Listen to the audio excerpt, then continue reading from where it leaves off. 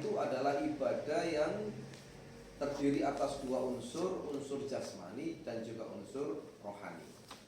Tentu secara definisi puasa itu adalah menahan diri dari hal-hal yang membatalkan puasa sejak terbit fajar hingga terbenamnya matahari.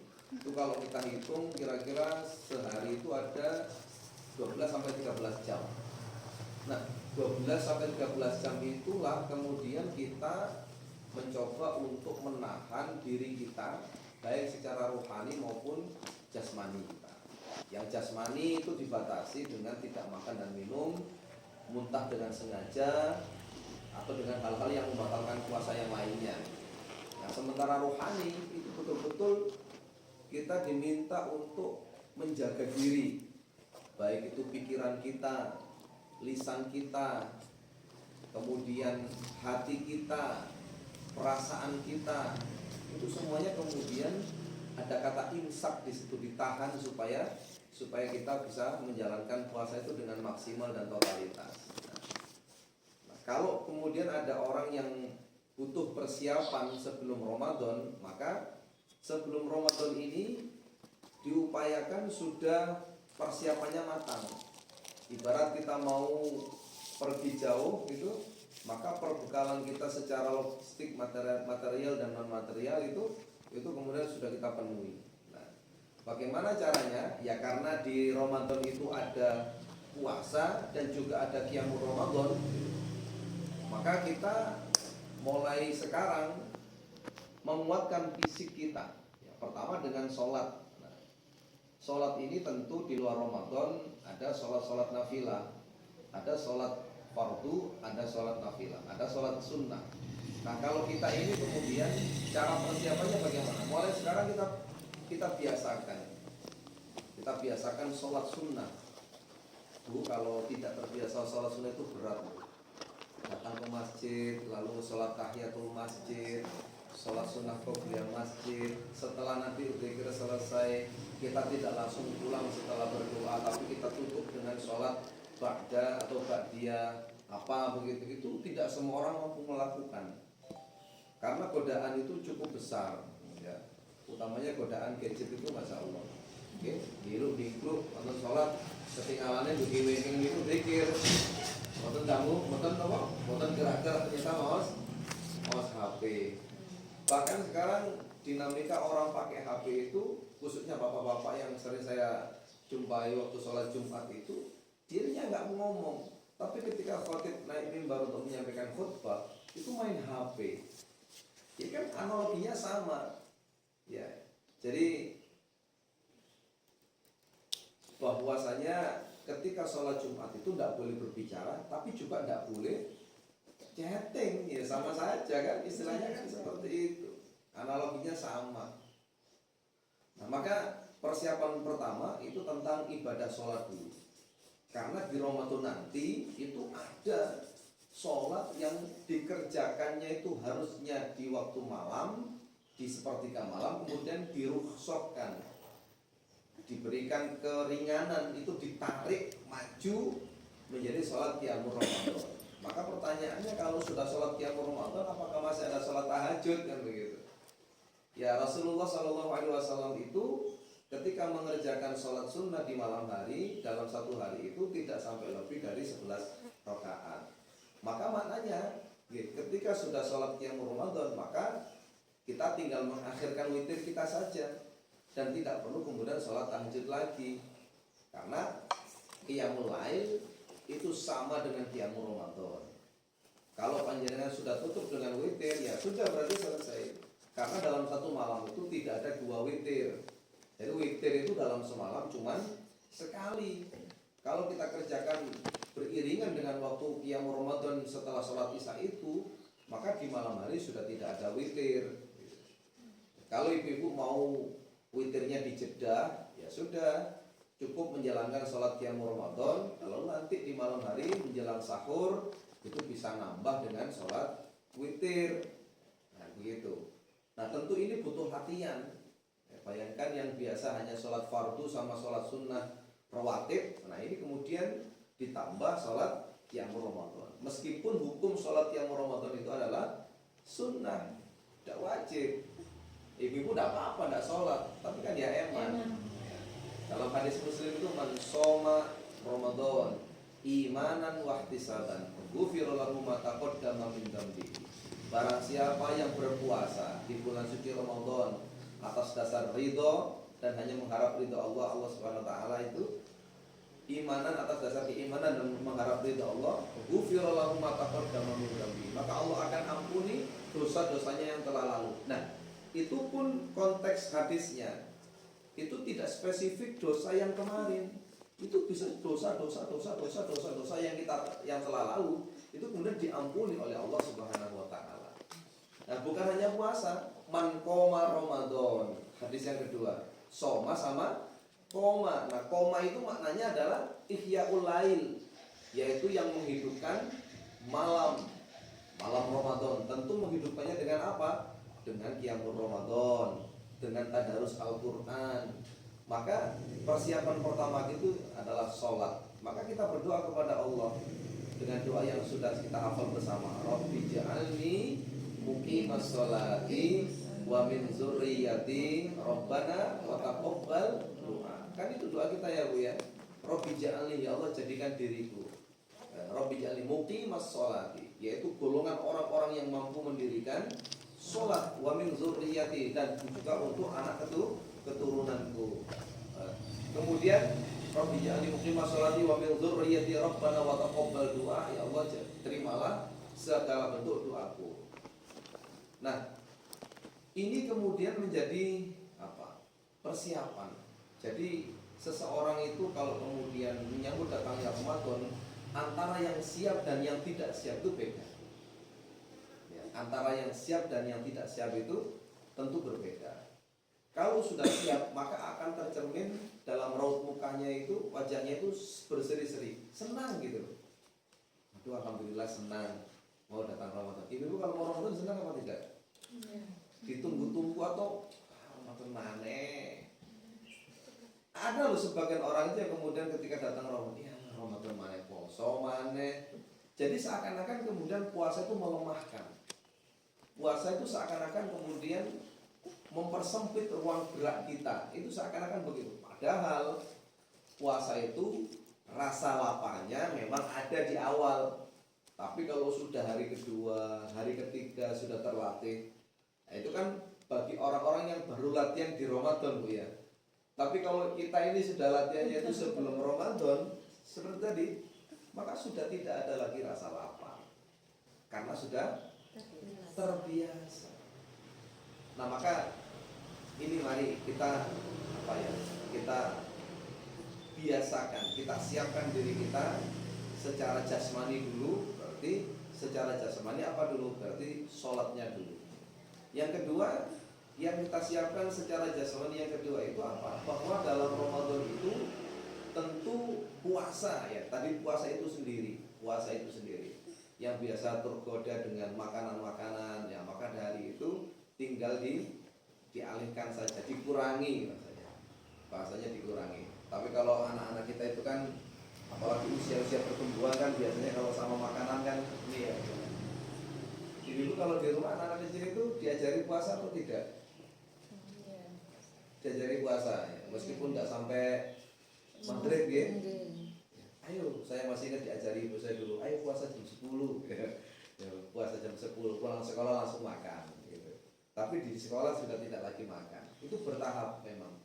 Selama belum akil balik memang tidak diwajibkan untuk berpuasa.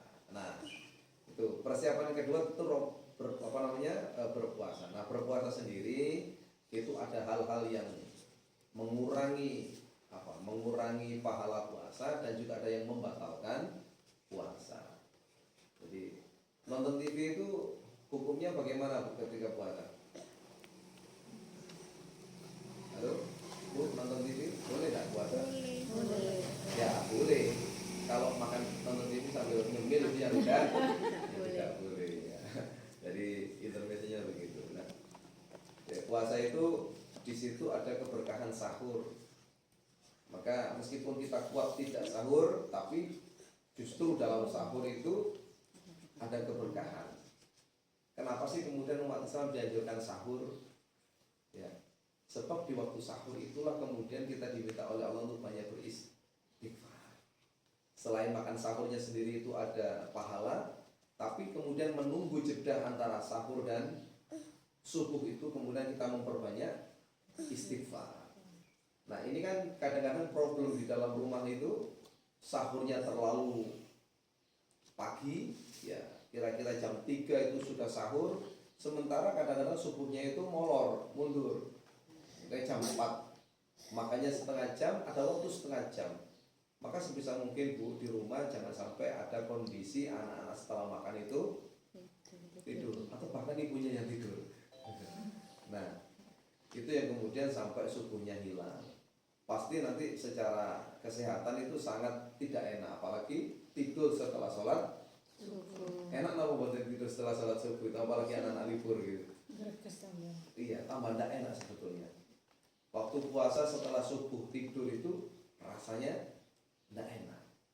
Baru nanti kalau sudah agak-agak siang gitu ya, kita bolehlah istirahat sebentar itu. Kalau pada subuh turithul faktor.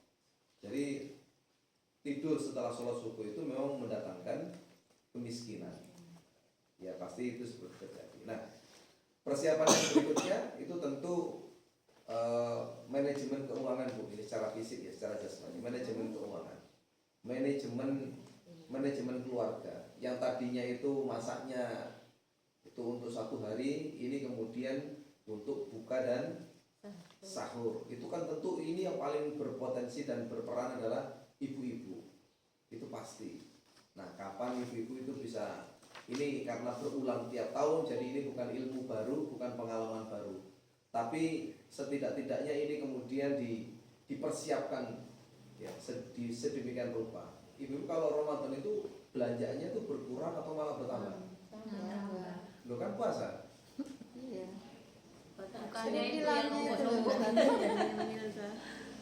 Kadang ini ya by request ya Bu ya. Kalau mau buka puasa itu, apalagi yang mohon maaf yang di peruntak, waduh itu mulai pojok sampai pojok gitu ya. Terus pengalaman saya juga itu ya semuanya ada dan hampir semua orang itu open stand di situ.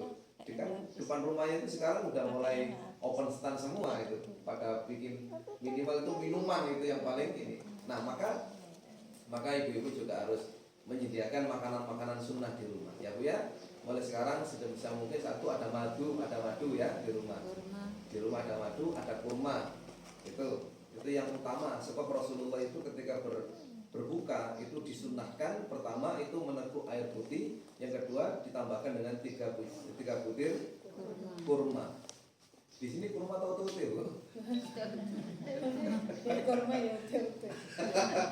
Ya, makanya ngempos ya. Nah, nanti secara medis bisa dikupas lagi, nanti bisa mendatangkan ahlinya. Kenapa sih kok harus air putih sama kurma itu kenapa? Lalu dijeda sholat maghrib dulu baru diisi. Itu ibu-ibu di rumah juga gitu ya? Air putih dulu, kurma 3, setelah itu sholat. Apa langsung pencap sambal? Oh ya enggak bisa. Oh, enggak bisa ya? Segini sudah enggak bisa. Kaget ya itu kalau menjaga ini supaya perut ini enggak tiba-tiba datang serangan yang bertubi-tubi tidak selesai-selesai. Tapi kalau bagi anak-anak saya kira beda ya Bu ya. Anak-anak beda. Nah tapi kemudian Rasulullah mencontohkannya, maka di rumah sebisa mungkin sudah ada persediaan kurmanya juga yang kurma ini Bu ya, kurma yang enak gitu ya Bu ya. Ya mungkin satu keluarga itu kan terdiri dari 4-5 orang, 1 bulan paling butuh berapa kilo kan kata Ibu ya. Gitu, kalau rutin dikonsumsi ya paling ambil kurma yang sedang-sedang lah. Kurma apa Bu? Sukari. Yang sedang. Ada yang lebih enak lagi dari sukari sebetulnya. Sukari itu sedang. Iya, Sedang ya? Harganya sedang. Harganya sedang. Palembut itu di atas sukari. Ada kurma Jawa namanya kurma Sukani. Nah, kalau kurma Sukari itu kan beli ya Bu ya. Kali ini kurma Sukani. Disukani. Waktu dulu masih kuliah itu ini nomaden, jadi sudah ada jadwal tuh 1 bulan itu ya Untuk berbuka puasa itu sudah ada. Itu di list 30 masjid itu ya. 29 masjid.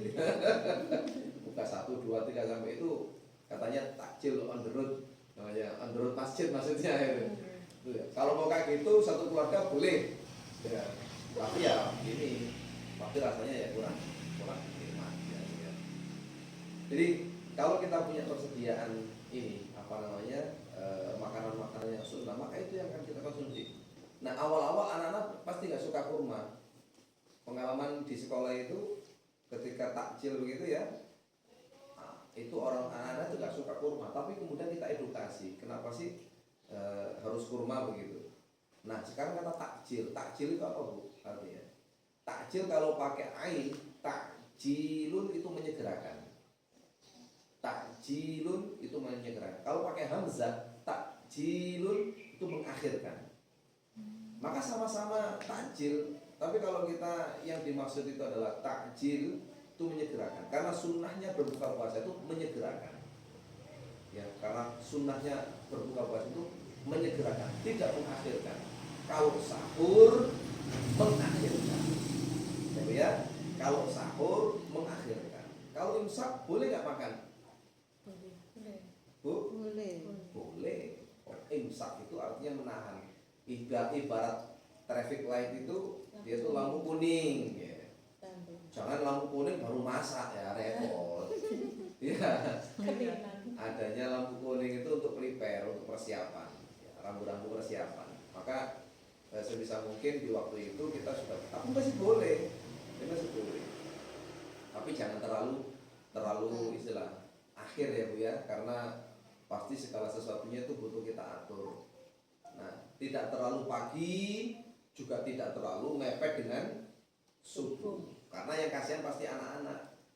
Kalau ibunya sih, bapaknya sih bisa menyikapi, tapi anak-anak kan kadang tidak bisa secepat kita. Gitu. Nah, itu Bu. Kemudian secara fisik jasmani kita juga perlu mengedukasi anak-anak supaya sahurnya semangat. Kalau anak-anak nggak sahur itu Bu, menjalankan ibadah puasa itu rasanya juga berat. Nah sekarang bagaimana caranya supaya sahur itu menyenangkan?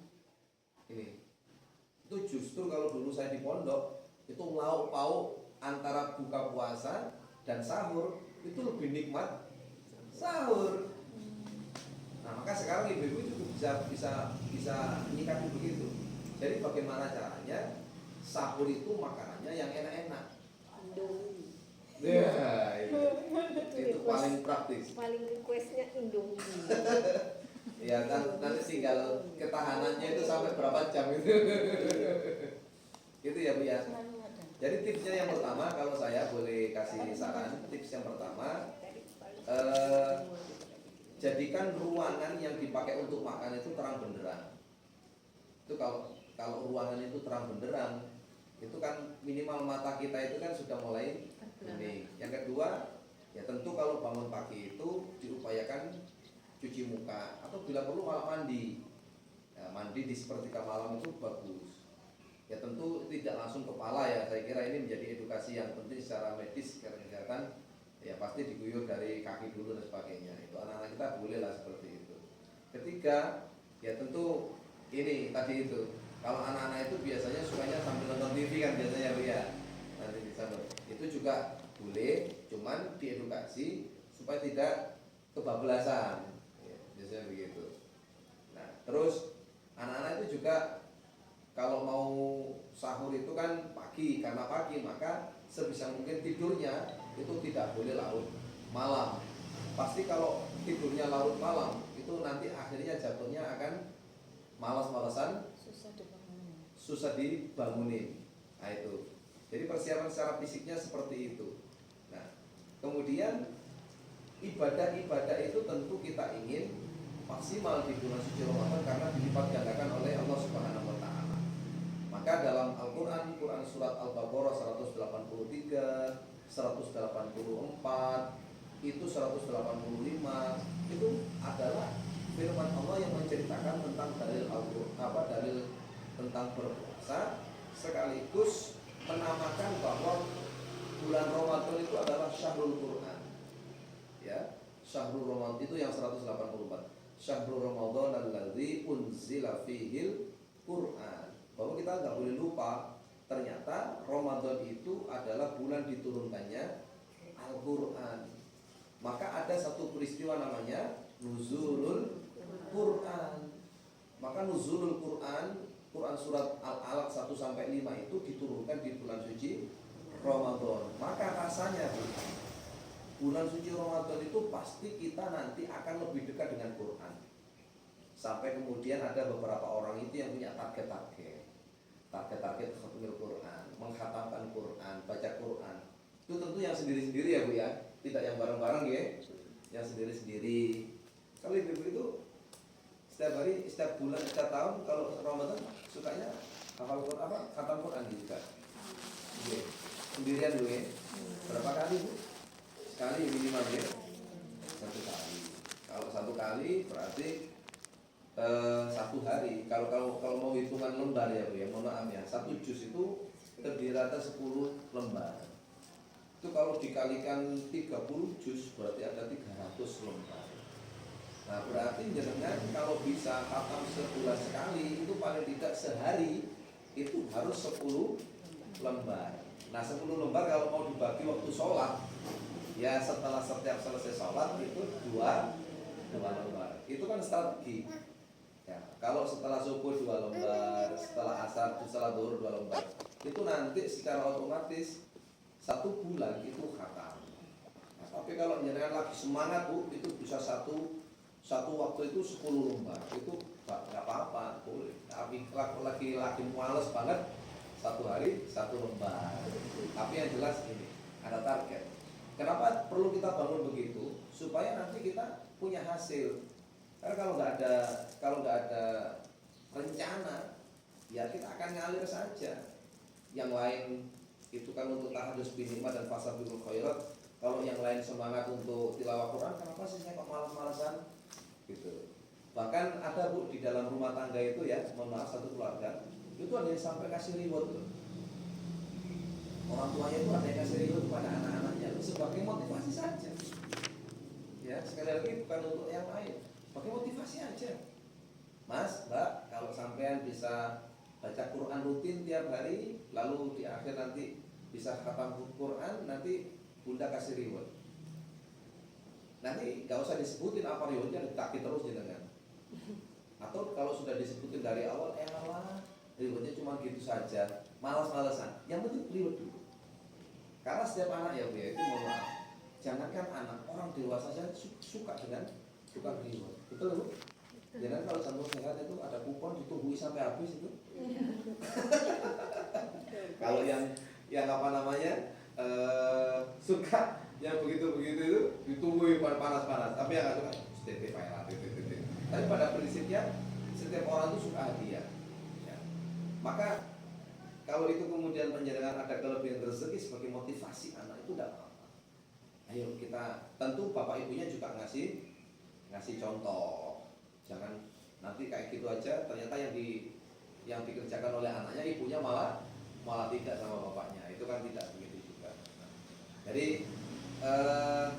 persiapannya itu begitu. Jadi karena ibadah puasa itu setiap hari dan panjang durasinya, maka kita butuh persiapan fisik. Nah, tentu tadi itu logistiknya harus sehat Bu ya, bergizi. Khususnya waktu sahur itu betul-betul yang mengandung nutrisi yang sehat, gizi yang seimbang, yang cukup.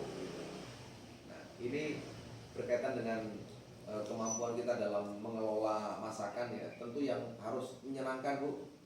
Jangan garingan terus ya bahasanya. Sebulan garingan terus. Maka biasanya nih kalau mau datang Ramadan itu muncul menu selama 1 bulan biasanya. Oh iya. Iya Bu ya. Postingan. Baik itu postingan yang mau untuk sahur ataupun untuk berbuka puasa itu biasanya dikasih referensi. Jadi 1 bulan itu muncul semua.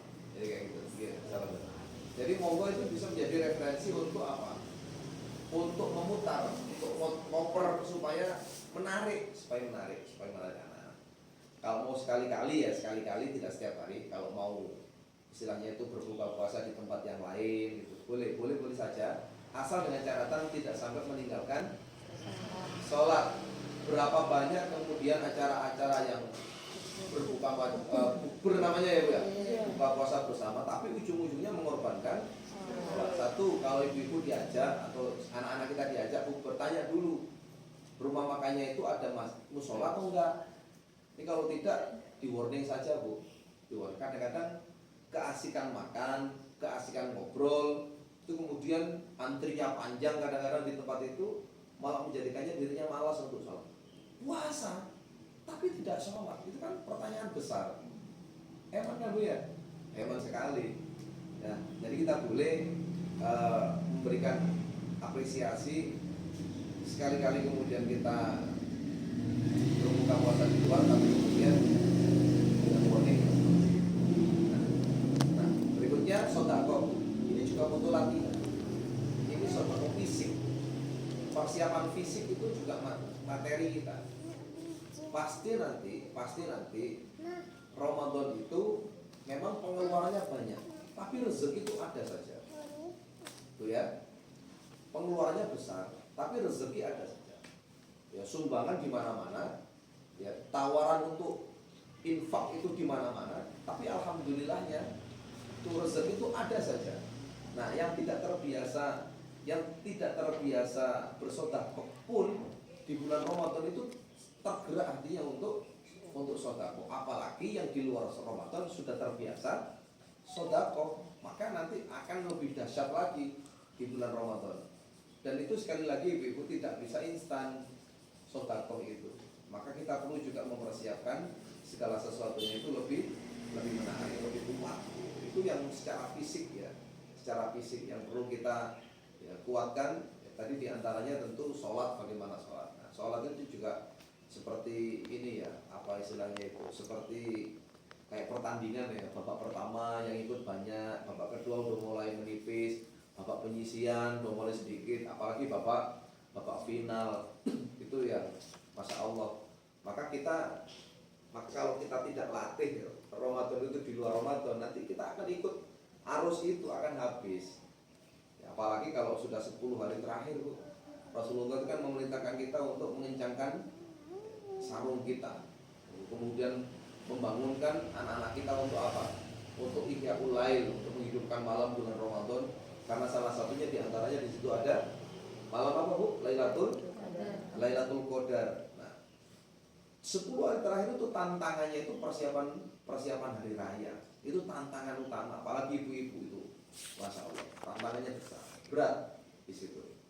Ya, maka ada nanti jamaah masjid itu geser menjadi jamaah mall itu, wah itu saingan.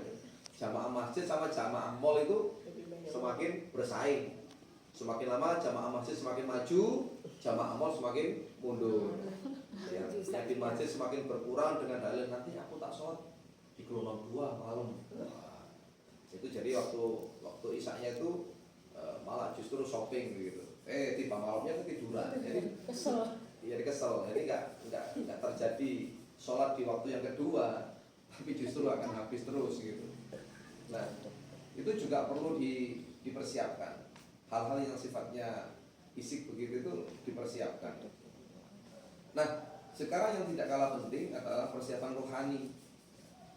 Setelah kita menyiapkan fisik kita, mulai dari sholat kita tadi, lalu puasa, lalu tilawah Quran kita, lalu sedekah kita, ya Bu ya. Lalu yang tadi yang tidak kalah penting juga waktu sahur tadi ya Bu ya, menyiapkan logistik kita itu. Bila perlu 1 bulan itu sudah ada prepare, minimal berasnya itu ada, nanti masalah lauk pauk nomor 5, nomor 6 dan sebagainya.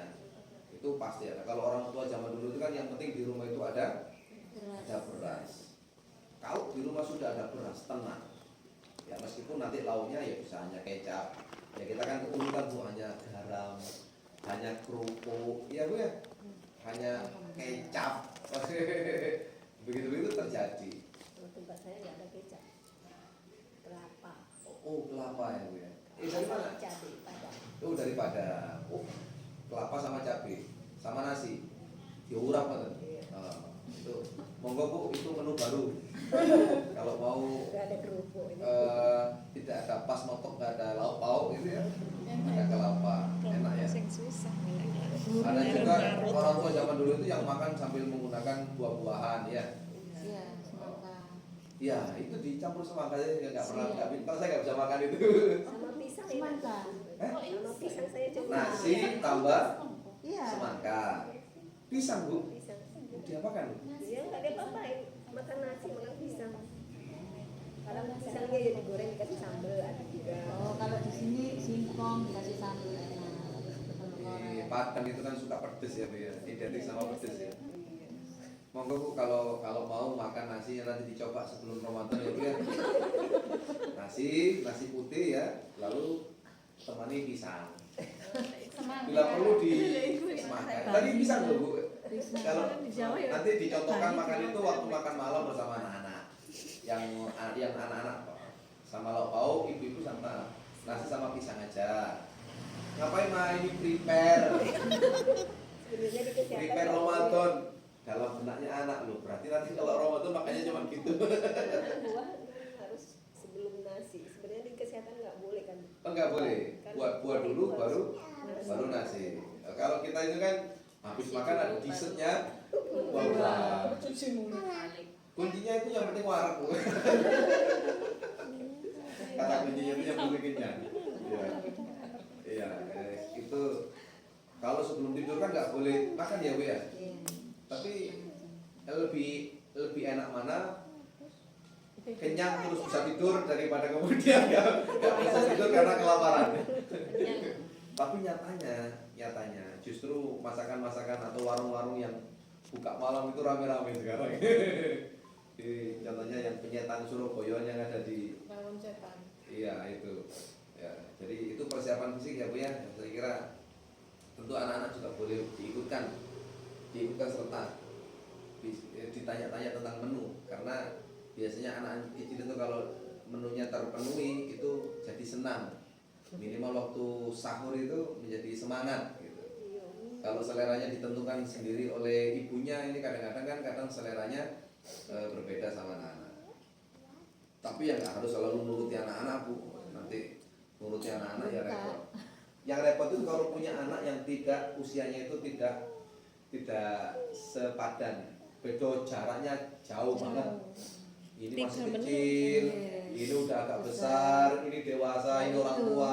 Itu tadi masakannya warna-warna. Ya, nggak bisa dihantam pedes semua, yang itu nggak bisa makan.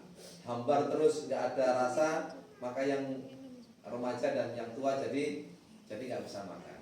Jadi itu dinamika dan serba-serbinya di dalam rumah seperti itu. Nah, persiapan secara rohani yang tidak kalah penting, tentu ini berkaitan dengan hal-hal yang bisa mengurangi pahala puasa. Bahwa Ramadan itu adalah ibadah yang sekali lagi jisman waruhan ya, yang dibentuk oleh Allah secara jasmani dan rohani. Kalau yang kita langgar itu jasmani, tentu langsung batal puasa itu. Puasa kok makan batal, puasa kok minum batal, puasa kok mohon maaf sama suami dan istri berkumpul itu batal, puasa kok muntah dengan sengaja itu batal. Tapi yang bersama rohani itu mengurangi, tidak membatalkan tapi bisa mengurangi. Contohnya puasa kok hibah kurang kan pahalanya. Nah maka yang kita latih pertama itu tidak hibah. Hibah itu susah atau sulit bu? Halo? Hibah itu perkara yang susah atau yang sulit untuk kita tinggalkan? Sulit kita tinggalkan. Sulit ya. Jadi tidak ada opsi mudah di situ. Ya. Jadi itu susah atau sulit aja. Maksudnya mudah melakukan. Oh, mudah melakukan. Sulit untuk ditinggalkan. Makanya hibah itu gurih gitu ya, Bu ya. Rasanya itu kayak gurih gitu. Apalagi yang ibu-ibu yang potongan, bukan potongan, karakternya itu karakter gerapiak gitu loh. Wah itu memang ini akan ada loh rumah itu, mohon maaf ya, ada rumah seseorang itu yang dijadikan tempat rujukan itu ada. Rumah, tidak semua rumah tapi ada loh beberapa rumah itu yang identik itu suka dipakai nongkrong itu ada. Dan kalau di situ ngobrolnya tuh los gitu ada. Tapi beberapa rumah itu tidak istilahnya itu berkenan, bahkan orang itu pasti akan pikir-pikir sekian kali kalau mau ngobrol-ngobrol di situ lama-lama. Nah, pertanyaannya kan rumah kita itu masuk rumah yang mana?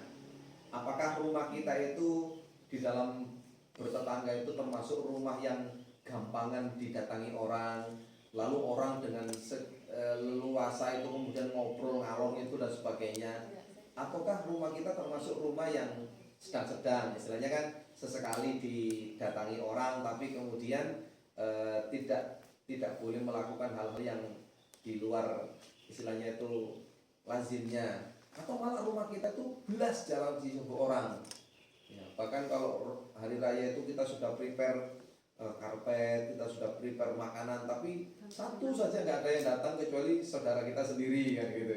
Itu kan kemudian beda-beda satu rumah dengan rumah yang lain. Nah maka tentu potensi ghibah itu akan jarang terjadi di rumah kita kalau kita adalah klasifikasi rumah yang B ataupun yang C tadi.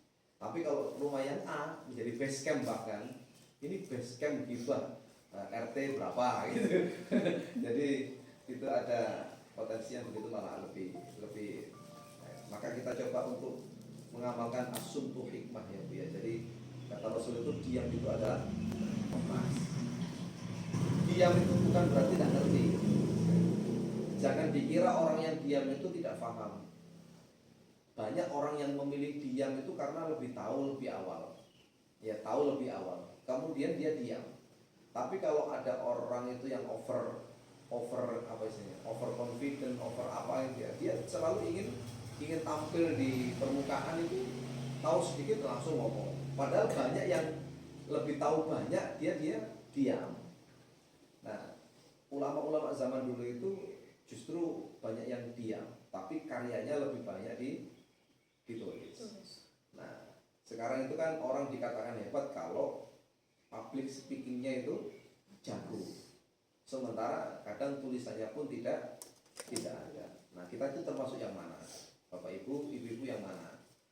Ya tentu kita ini yang sedang-sedang. Kapan dibutuhkan ngomong ya kita ngomong, kapan kemudian diam kita diam. Maka persiapan rohani yang pertama adalah lisan kita. Jadi persiapan rohani yang pertama adalah lisan kita. Nah lisan itu kemudian cabangnya banyak. Di antaranya tadi itu ghibah. Nah itu yang negatif. Yang positif apa? Ya tentu kebalikan ghibah. Kalau orang nggak berghibah berarti zikir kan begitu loh. Nah, berarti zikir. Berarti kita memperbanyak kalimat-kalimat thayyibah, itu penting. Maka ketika kita diam itu bukan berarti tidak ada hal yang kita tidak kita kerjakan. Justru dengan diam itu banyak hal yang bisa kita lakukan. Maka zikir itu. Maka zikir yang sudah dicontohkan Rasulullah itu kan ada tasbih ya, ada tahmid ya, ada takbir, ada tahlil, ada istighfar, ada sholawat. Itu beberapa bentuk-bentuk zikir yang bisa kita amalkan dalam kehidupan kita sehari-hari. Ibu kalau dia itu zikir atau apa?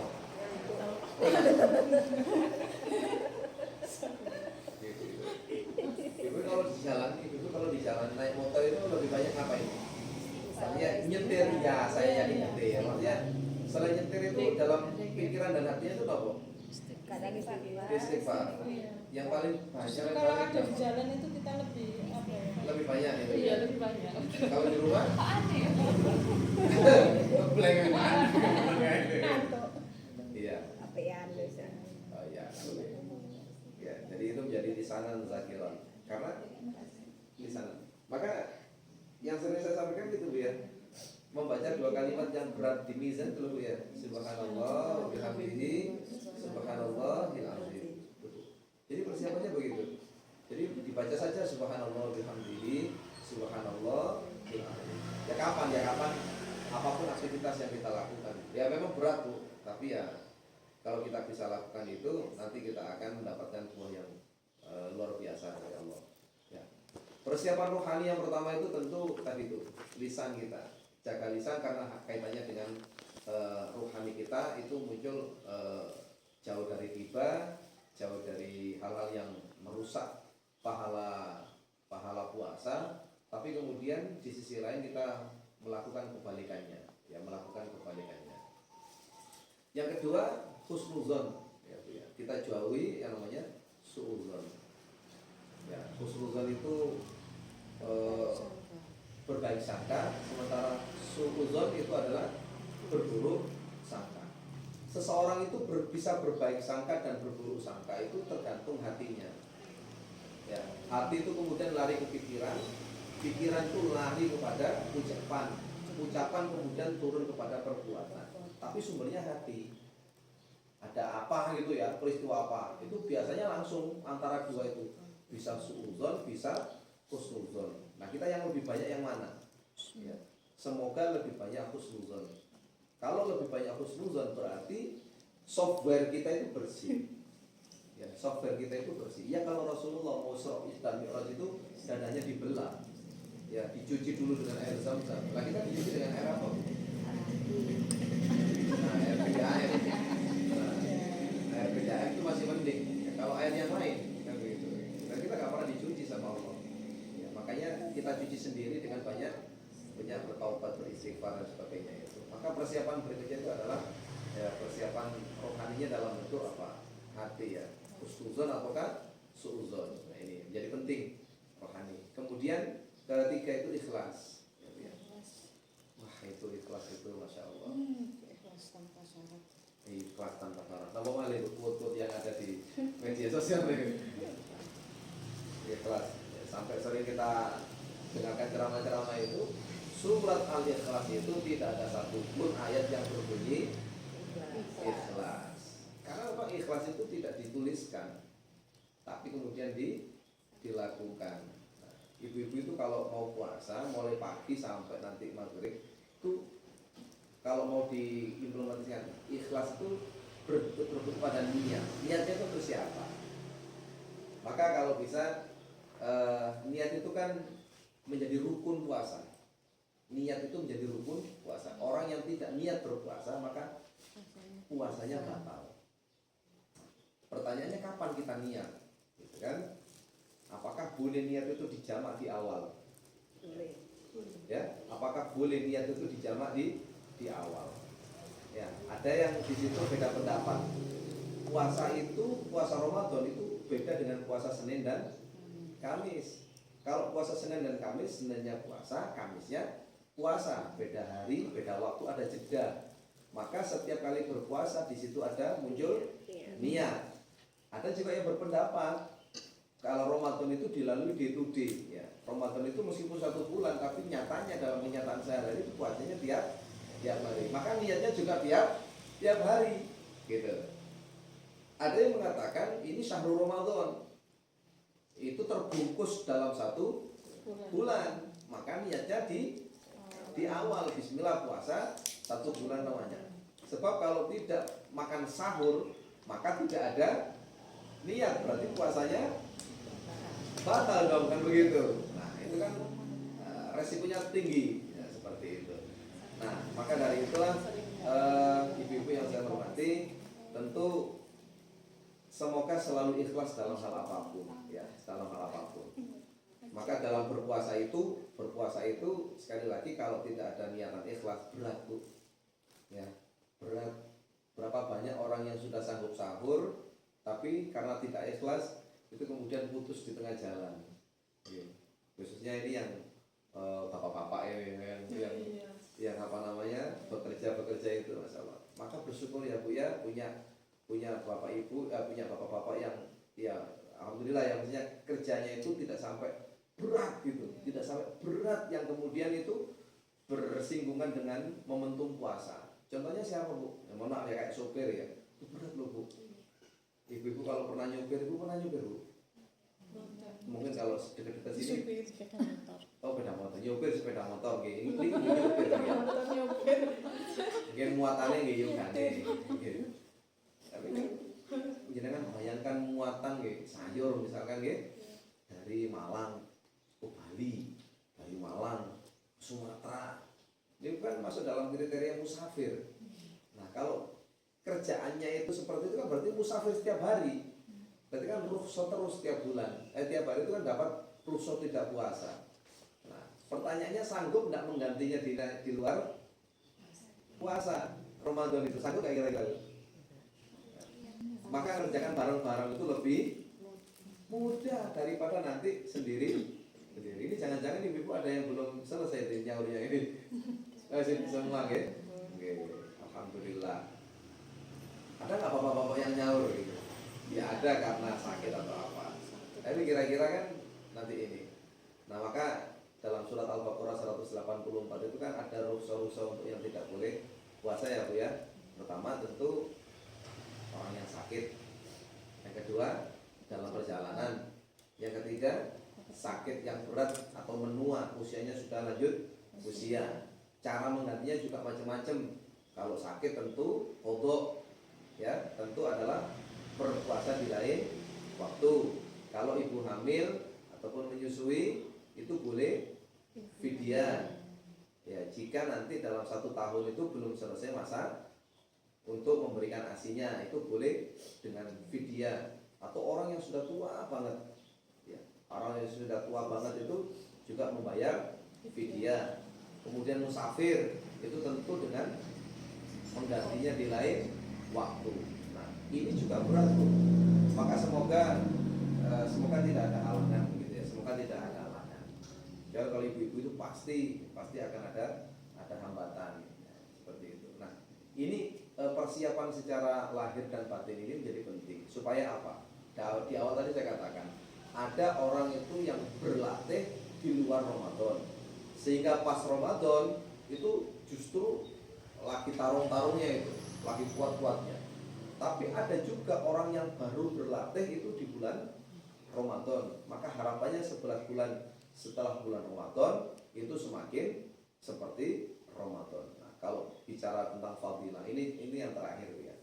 Jadi Ramadan itu Masya Allah fadilahnya itu keutamanya itu banyak sekali. Ya, yang pertama kalau ibadah yang lain di bulan Ramadan itu pahalanya itu dilipat gandakan 10 kali lipat. Tapi di luar Ramadan itu tidak ada batasan.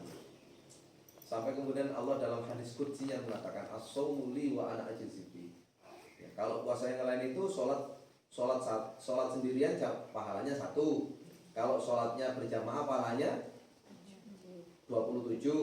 Kalau kita baca Quran 1 huruf pahalanya 10 di luar Ramadan. Kalau di dalam Ramadan maka itu tidak terhitung. Nah maka yang pertama tentang fadilah itu tentang puasa ini adalah pahalanya berlipat ganda. Yang kedua ampunan Allah. Yang kedua ya. Tadi itu saya baca hadis di awal man shoma Ramadan, man qoma Ramadan itu ghufira lahu ma taqaddama min dzambihi. Barang siapa yang berpuasa ataupun yang qiyamul Ramadan maka dosa-dosanya yang telah lalu itu diampuni. Yang ketiga ada malam Lailatul Qadar. Masya Allah. Ini sampai ada beberapa istilah itu pemburu malam Lailatul. Ada pemburu malam Lailatul Qadar. Jadi kadang-kadang dipilih. Kalau bisa Bu yang dari awal start itu sampai akhir itu ditemani terus. Yang di 10 hari terakhir itu ditambah dengan apa istilahnya itu itikafnya, ikhtiarul lailnya. Ya seperti itu. Tapi ada yang kemudian dipilih malam-malam ganjil saja. Ya, malam-malam ganjil saja. Nah, ini kan pahalanya kan sampai berapa tahun Bu dilipat gandakan? 1 malam? 80 tahun. Coba kita baca surat Al-Qadar Bu. Tahu bersama-sama. A'udzubillahi minasyaitonirrajim. Bismillahirrahmanirrahim. Inna anzalnahu fi lailatul qadar. Wa ma adraka ma lailatul qadar. Lailatul qadri khairun min alfi syahr. Tanazzalul malaikatu war-ruhu fiha bi'izni rabbihim min kulli amr. Salamun hiya hatta matla'il fajr. Masyaallah. Malam Lailatul Qadar. Itu redaksinya jelas. Lailatul Qadri khairun min alfi syahr. Apa artinya? Coba dibaca. lebih baik dari 1000 tahun. Ayo.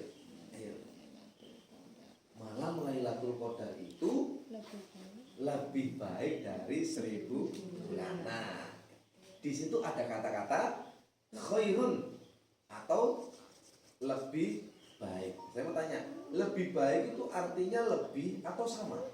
Lebih. Nah, kalau 1000 tahun, 1000 bulan itu berapa tahun?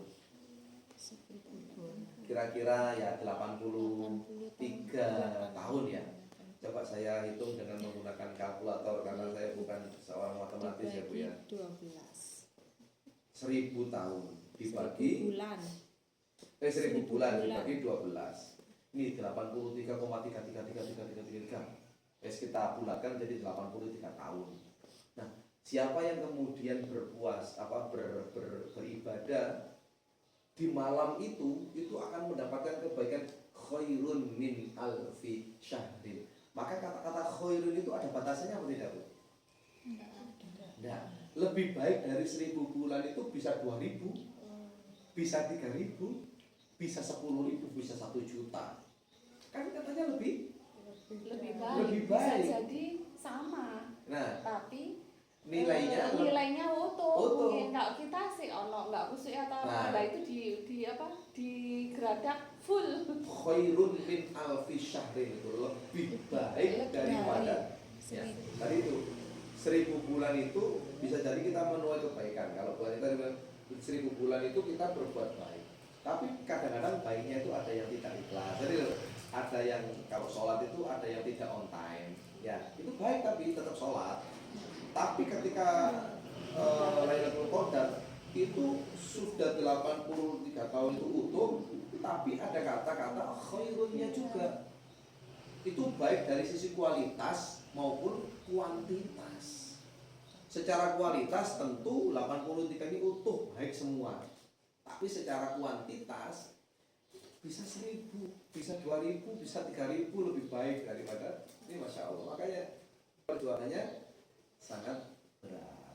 Nah, ini yang paling akhir, ini biasanya kalau kita sudah, ini tadi ya, kalau kita itu latihannya sebelum Ramadan, ini Ramadan, ini sebelumnya, maka saat Ramadan kita akan hebat, bahkan lebih hebat.